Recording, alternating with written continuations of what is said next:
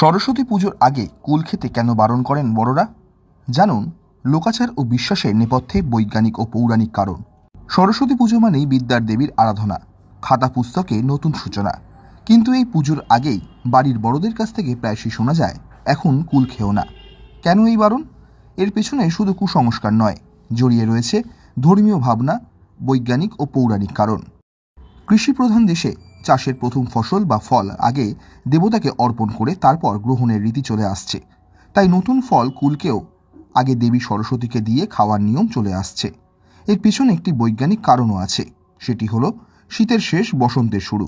এই ঋতু পরিবর্তনের সময় কাঁচা কুল খেলে পেটের সমস্যা শুরু হতে পারে, তাই এই সময় কুল না খাওয়ার কথা বলা হয়। পৌরাণিক কাহিনী অনুযায়ী মহর্ষি ব্যাসদেব কঠিন তপস্যা শুরু আগে দেবী সরস্বতীর কাছে যান এবং তপস্যায় সিদ্ধি লাভের উপায় জানতে চায়।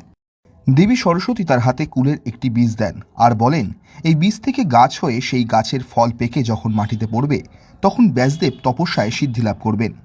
যেদিন এই ফলটি মাটিতে পড়ে সেই দিন হয় শ্রীপঞ্চমী বা বসন্ত পঞ্চমীর দিন, আর তাই এই তিথির আগে কুল না খাওয়াকে মান্যতা দেওয়া হয়।